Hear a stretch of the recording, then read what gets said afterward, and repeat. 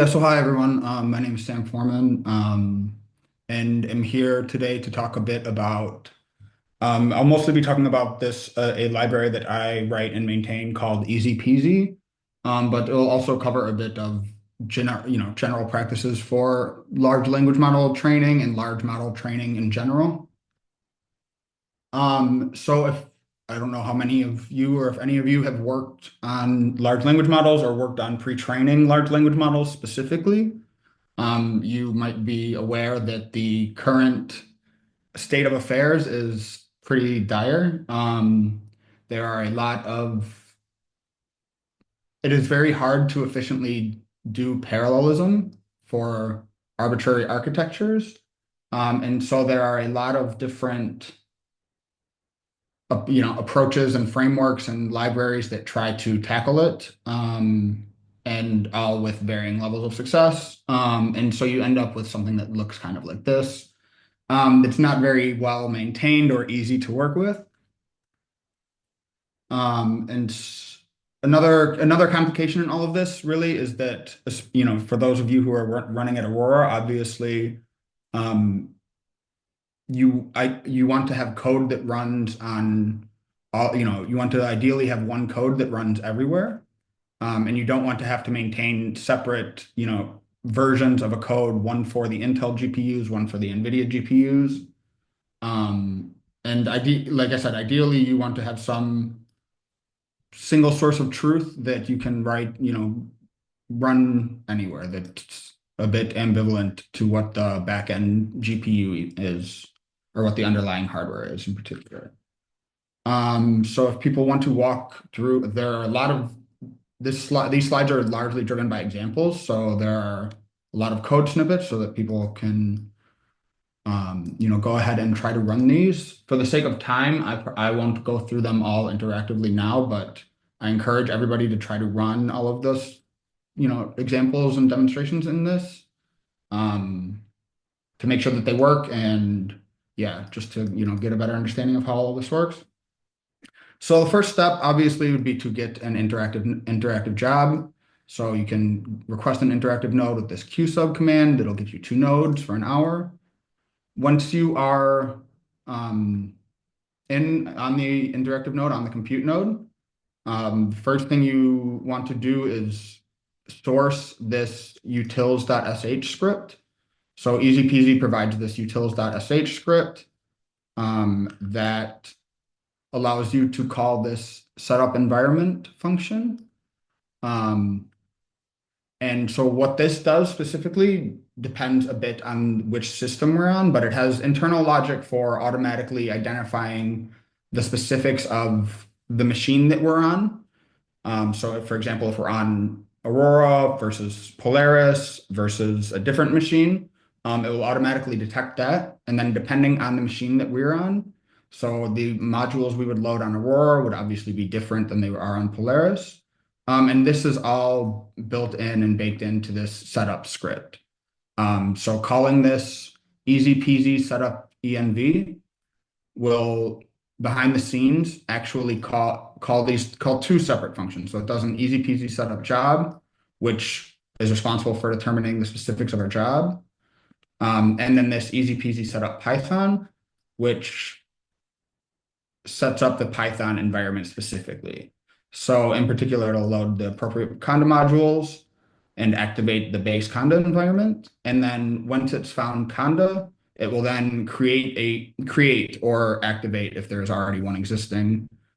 It'll basically look for a virtual environment in your working directory with name matching your Conda environment. And so yes, this is all kept up to date using the most recent versions of the frameworks on the systems.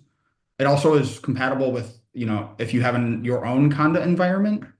So say you build your own Conda environment separately, and then you call this easy peasy setup Python, it will basically then just skip the module loading, use the existing Conda that you have, and use that to bootstrap this new virtual environment.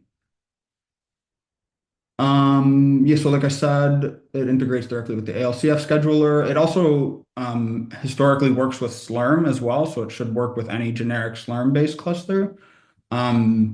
It's been a little while since I've tested that, so your mileage might vary. But if people, yeah, are interested and want to try running this on a Slurm-based cluster, I would be very interested in, working with you to test this further. Um, Another kind of useful thing that this environment setup allows you to do is that it lets you kind of swap in and out different host files as needed. So one unfortunate kind of common occurrence on Aurora is that we see nodes go down with, somewhat regular occurrence. And in the event that one of your nodes breaks, you ideally don't want to throw away the entire job, right? If you have 100 nodes and only one of them breaks, you would ideally still want to use the other 99. Um, and so this is kind of just an easy mechanism for allowing you to do that. So source anything utils file. And then if you just call this easy peasy setup job without any arguments, it will by default find your PBS node file and use that. Otherwise, if you, for example, grab the first two nodes from your PBS node file and write them out to a new file, and then pass that new file in, it'll then use this specified node file and build your MPI exec command according to the number of available hosts in that specified node file. So that's something that's, I don't know, I found it to be useful, and I'm, sure that's a problem that other people will probably have in the future. So it's something that, to be aware of. And so all of this so far has been entirely focused on getting your environment set up. So we talked through the specifics of determining the number of available GPUs, and the job related setup, as well as the Python setup. So the activating the conda and then a virtual environment on top of it. And so this is just kind of general advice. I typically recommend that you always work inside a virtual environment. There's really no reason not to. So typically whenever, if you have multiple different projects that you're working on, the best practice or the best thing to do typically is to maintain separate isolated virtual environments for each of those different projects. And then if you want to try different versions of packages, or for example, so say you wanted to try different versions of PyTorch, what you would do is then create and maintain isolated virtual environments for each of those different versions so that you avoid obviously having any sort of package conflicts or things like that. And I really just wanted to make this explicit because I would say that, having a broken Python environment is probably one of the most common issues that we get from users. And so really, I really do encourage always trying to be as explicit about your Python environments as possible. So finally, with all of that in place, you're now in an environment, you have a suitable Python build. The next thing that you want to do is actually install this easy peasy Python library. So very straightforward, just install it directly from the GitHub repo. And you can do that just with, pip install and point it to the Git repo. This will automatically pull the main branch and install it. You can then run a very simple test to confirm that your install worked correctly by just running this easy peasy test. And this will, behind the scenes, launch a distributed DDP training across all of the available GPUs in your job using just a very small, simple, fully connected layer or fully connected network. So this is really just more of a functionality test to make sure that all of the GPUs can talk to each other and that, we've installed things correctly and that everything works. But more generally, you can, once you have easy peasy installed and you're on a compute node, you can then launch any Python code directly from Python. So this easy peasy launch is actually a wrapper around the suitably built MPI exec. So easy peasy launch behind the scenes will automatically determine what machine you're on, what job I'm currently a part of, how many nodes have been requested by this job. Once I know how many nodes I have available in my job, I can then find the total number of GPUs by figuring out how many GPUs are on each node multiply it by the total number of nodes. And that gives you the total number of GPUs. And then once you have that, you can build the suitable MPI exec command. And this does all of that for you. So instead of always having to write your Q subscripts to be, manually MPI exec and, however many GPUs, you can just do this and it will automatically work with any job you have on any scale on any of the systems. And you can see, for example, you can just launch for a Python string exec directly, or any previously installed module. So this easy peasy test, for example, explicitly does an easy peasy launch of the test dist easy peasy module. And so these are useful for, verifying functionality and those things. As I expect, most of the users that are here for the Insight Hackathon and those interested in running on Aurora are coming from a place where they have some existing code, probably ran on, NVIDIA GPUs or some other cluster, and their main interest is going to be in how to modify their existing code to get it to run on Aurora. And I've tried to make that as simple as possible. So if you have an existing code written on CUDA, all you really need to do is to modify the device, replace any existing calls explicitly to CUDA with this easy peasy get torch device type. And so this will automatically detect if you are on the Intel XPU device, NVIDIA GPU devices, AMD. It also works with the Apple MPS devices. And then finally, if none of the other accelerators are found, it'll just fall back to CPU. But it's nice in that it allows you to avoid having to ever manually specify an explicit device. And then as far as setting up the distributed initialization, all you really have to do is import easy peasy and call this easy peasy setup torch. And this does all of the required backend initialization. So this will behind the scenes make sure that your master address and master port are set, broadcast all of that to all of my available workers, and then make sure that everybody is able to sync up and start correctly. Some kind of high level additional features that are included in Easy Peasy that might be useful. So there are functions and there exists functionality, for example, to get the current rank or, the current rank of my process, determining the total number of available GPUs, as well as the local rank. So the local rank on an individual node. As well as a bunch of other different distributed functions that are in the library. So for example, you don't have to manually specify device types. It provides functionality for automatically setting up and logging on a single process. So if you call and instantiate this easy peasy git logger from every process, it will return an object that only emits from rank 0, which is convenient. It's also got support for a distributed debugger. So if you want to, in a distributed setting, you see some crashes that you're unable to run in a single process, you can, in a distributed environment, in the distributed code, try some, buggy code that you expect will break, and then catch it with a breakpoint. And this will basically set or, interrupt the exception with Python debugger only on rank 0. And so then you can, go about your debugging, figure out the issue, and then, fix your code.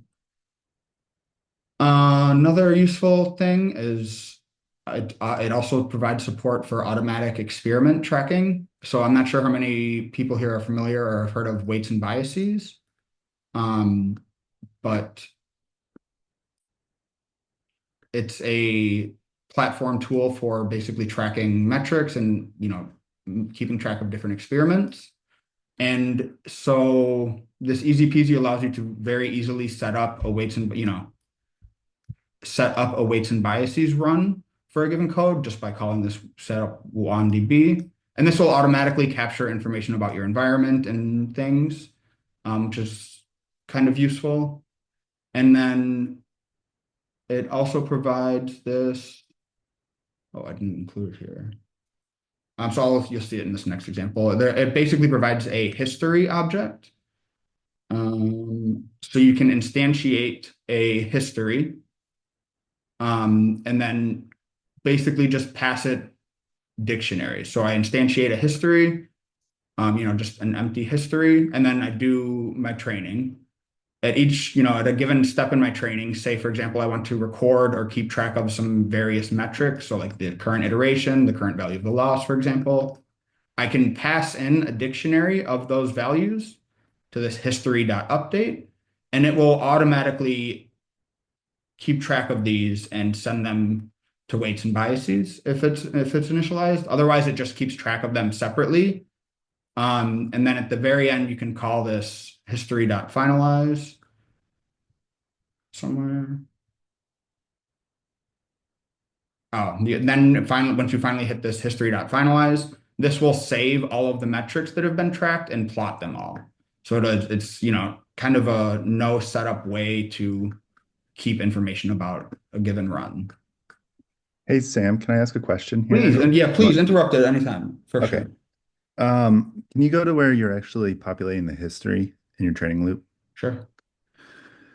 So when you do this, the loss and optimizer step and all that stuff, that's the loss here, that value is the loss on your local rank, right? Yeah, so here I'm not, you're right. I'm not actually doing like an all reduce or anything here.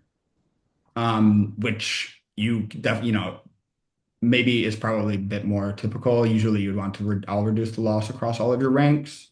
Um, yeah, so this is this like that I am just using this is only local loss. And so Does if you expect your losses to vary significantly from process to process, then it might, yeah. Yeah, so I guess that's a good point. So there are a few things you could do about that. If since it's tracking on every process, if you were to want to, for example, you could call this finalize on every rank and specify. So this finalize function takes options like the directory to save it out to and those types of things. So if you wanted to look at the losses on every rank, you could, for example, say, cut this out and save it from every rank and pass in like, output rank, whatever your current rank is. And then that would save it on each rank. And then you could compare them across them if you were to want to. It's nice in that it'll only, when you like hit this, for example, it will look and see if there is an active weights and biases run, alive in this process. And if so, it'll automatically, forward all of this to weights and biases. Otherwise, it will just keep internal records. So it'll just keep an internal counter and track of these metrics and not pass it to weights and biases. And yeah, so there's a bunch of other stuff in this little minimal example that, it's kind of meant to be entirely self-contained. So for example, import ezpz, create this logger here, build some very simple network. Another kind of useful thing, it provides a decorator. So if you're interested in how long my training function takes, for example, you can just wrap it in this decorator. And then anytime there's a weights and biases run active, it'll automatically record the execution time of that function. So that's kind of convenient, I think. Yeah, and then, like I said, all the rest of it is pretty straightforward. But yeah, it's really Sam, designed to be a completely uh, self-contained example of how you can take an existing network and run it in a distributed manner that would then run on any of the accelerators. It sounded like somebody was going to ask a question. Sorry. yeah, Sam, it's just me. Yeah, so just a quick question. So in the like, I mean, in the main function, if we just simply get this if loop out of the equation, then history.finalize will be executed on each rank, and we will automatically have all the data from all the ranks set up somewhere, right? Yes. Yeah. Okay. And then the second question is, when you do logger.info, it's basic Python logger or it's an easy peasy logger? No, it's Okay. just Ah, so it's behind the scenes. It is still just a Python logger object. okay. Yeah, it's You uh, just made it nice. Yes. yeah, Okay. so I have a bunch. There's a bunch of feature. It like Yes. is by def it will by default be colored using the rich Python library. Um, Hmm. you can turn there's an option to turn Yeah. that off if people were to want to, No, but no, no, um, no. It's yeah, it's along the lines of what I was anticipating. Thank you yeah, very much, Sam. no problem. So yeah, I didn't pay attention to what time exactly I started. Um, Yeah, Sam, I think we're doing fine on time. We have one more talk on LLM inferencing, but what we were thinking is since we are a bit ahead of time, what we could do since we've been sort of talking for about 2 hours is we could take a little 10-minute break and allow people to just get more coffee or just step away from the sure, computer for a little bit, and then we can be back in 10 minutes for Sid's talk. sure, So 10 or 15, because 10 or 15. just 10 is, I think, will be. Okay, fine. Cool. So I'll put up a note on the screen saying that we'll be back in 10 minutes. But hopefully that sounds good to everybody, just so that people can stretch and sure. they need to do for a little bit. Sure. Should we do you want, are we going to take it now or are we going to wait until I finish this talk? Oh yeah, sorry, I thought you were done. No, it's fine. Honestly, it might be so not from that is the bulk of like the informational stuff. The most of it from here on out is like examples.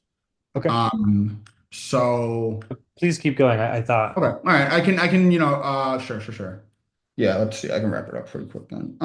Yeah, and so that's kind of the bulk of it. That's the minimal example. These are the instructions for launching that previous example. Um, some more information about that easy peasy test function. Um, there's kind of a nice example. So in the slideshow version of these slides, the outputs from these commands are emitted, but I can show you, if you look at the HTML version, you can see the code outputs. So for example, you can see, so this is the output from running that minimal example. So as you can see, yeah, I ran this just this morning, or yesterday. Oh, I ran it this morning. I didn't copy the code over. But anyway, you can see here at the command line, I'm on a compute node, X4000. And you can see I'm in my Conda environment as well as my virtual environment on top of that. And then, yeah, you can see then I just run this easy peasy launch and I pass it the easy peasy.examples.minimal module. And then you can see it starts up. It does some information. It figures out the current job ID, uses that job ID to locate my PBS node file. Once I have my PBS node file, I can then construct this launch command. So I can then build this MPI exec, total number of processes, processes per node, host file, so on, so on. It'll identify which Python I'm currently in, and then take in any additional command line arguments and pass those to Python. So behind the scenes, this is actually launching something that looks like MPI exec, with the MPI arguments, the path to my Python, and then the rest of what I passed in. And so then it executes that command. You can see it automatically picks up the XPU device and the CCL backend. Prints out, which node each of my ranks, for each rank, which node it's on. Does the weights and biases initialization, prints out some information about the network, and then goes through this training. And so you can see each one of these lines is output from this logger.info. And so this history.update will return a string that is a summary of that update step. And so then I can just pass that directly to the logger to print out, for example, the current iteration, the loss, total time, forward time, and backward time. And then it does that, for so many steps. And then saves all of the history out to a file, and then even does a little ASCII plot of the various quantities and directly in line, which is kind of nice. And then shuts down weights and biases, and that's it. Yeah, so that's really I would say the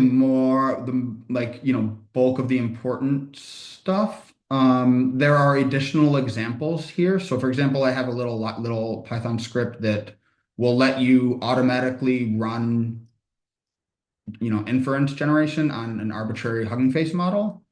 So you can see here, for example, I run the generate function on this Llama 3.18b model. You can see it downloads it as needed.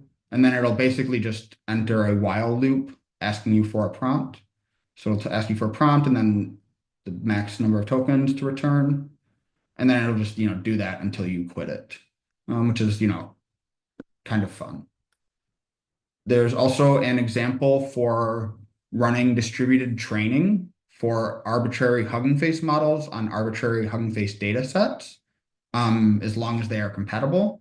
So this Hugging Face trainer.py module allows you to take in an arbitrary Hugging Face model and arbitrary Hugging Face data set, specify any of the command line arguments that the Hugging Face trainer accepts, and then run a distributed training run with that setup. So you can see here, for example, this example will run through, continual pre-training on the Llama 3.21b model using this small sample of the fine webs data set. And yeah, so that's kind of convenient and useful, I've found. Yeah, there's the output for it. Yeah, in the sake of time, I'm not going to go through the Megatron-DeepSpeed in much detail, but just so maybe people are aware that, yeah, so we at Argonne LCF have been, working on and improving this Megatron-DeepSpeed repository, which is, so our repository is actually a fork of what was previously the DeepSpeed's version of Megatron-DeepSpeed, which itself was a fork of the original NVIDIA Megatron LM repository. And so through those many forks and 5 years later or so, the code that we have here is very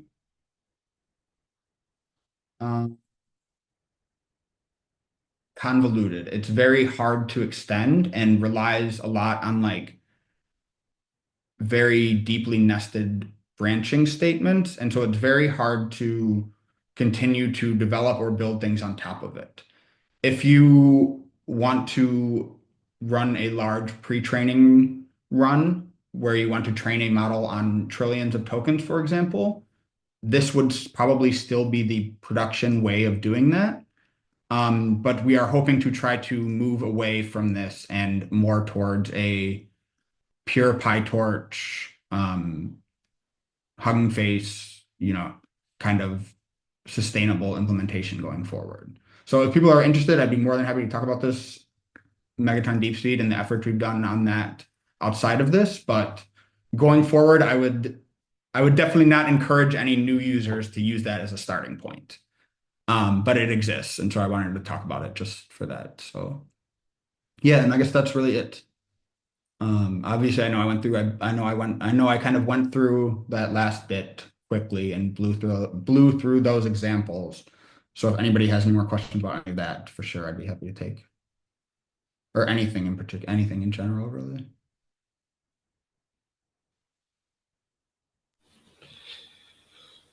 If this is maybe a very pie in the sky question, but yeah, Sure. so it sounds like if a new user came up to you today and said they really want to get interested in using an LLM in their science workload, it sounds like you would recommend a small Llama 3 model through Hugging Face to them. Is that true, or would you need more information to really recommend how someone might get started in an LLM for science? Yeah, so it would really depend, really, I would say really depend.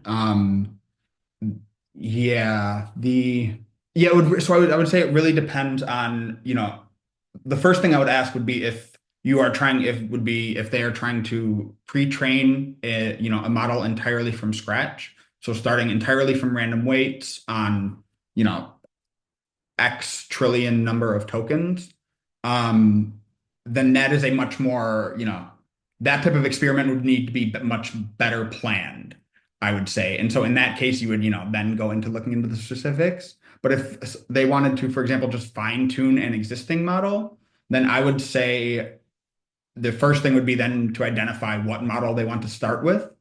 And then once you know what model you want to start with or fine tune, um, then you would kind of have to branch it out from there, basically. So if it's a relatively small model that can easily fit on a single GPU, I would say there's no point in, you can just use easy peasy with Hugging Face transformers and use DDP with an arbitrary model out of the box. And so this even actually supports zero or, DeepSpeed as well. So I can, for example, pass in if instead of specifying the DDP backend equals CCL, if I were to instead replace that with something like, um, you know, uh, deep speed. Oh, actually, you know what? I think I have an example. Oh, shoot. Link's broken. Thing.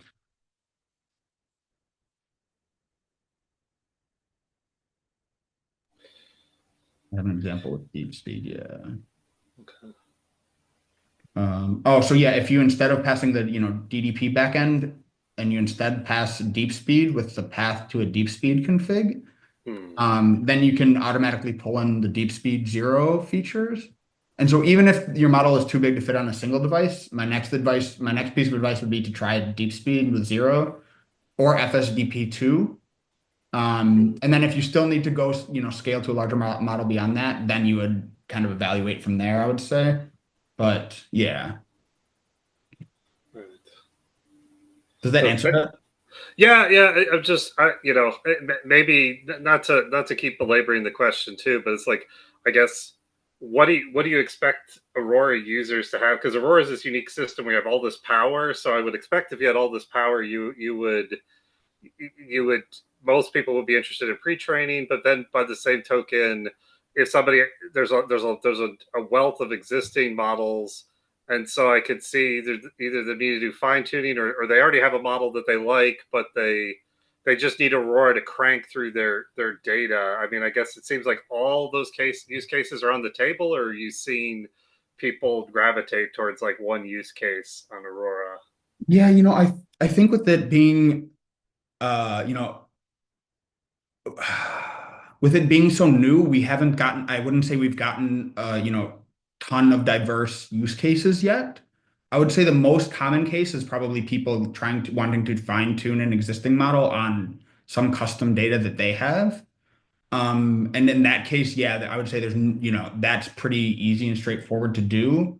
If they were to want to try to orchestrate a large, multiple week continuous pre-training run, then that would be something you'd obviously want to put in a bit more care to. But yeah, I think it'll be largely shaped by what users want as well. So if we have people coming to us and saying that they want to do entire pre-training runs, then that would obviously push us to build out the pre-training infrastructure a bit more robustly. Okay, that makes sense. Yeah, just Yeah, there's so many great details and so many great cool things, but it's how to Yep. training people is actually the hardest. Yep. It seems like now it's the hardest part. Yeah. Thanks, Sid. Yep. Yeah, and I honestly would be more than happy to talk more about it and like think about and work through use cases too. Another time for sure. So definitely. Yeah, great. Thank you. Any other questions about anything at all? Maybe not. So I'll make sure to share all of these links in the Slack channel. There's also obviously the GitHub repository for it, so you can see all of the source code yourself. And then those slides are also in this getting started repository as a markdown file. So I'll make sure that people have that as well and send those links. Oh, and I need to merge this into main. But I'll send that and make sure everybody has it. And if anybody has any other questions too throughout the rest of this, I'd be more than happy to talk more or chat more about any of it too. So thank you.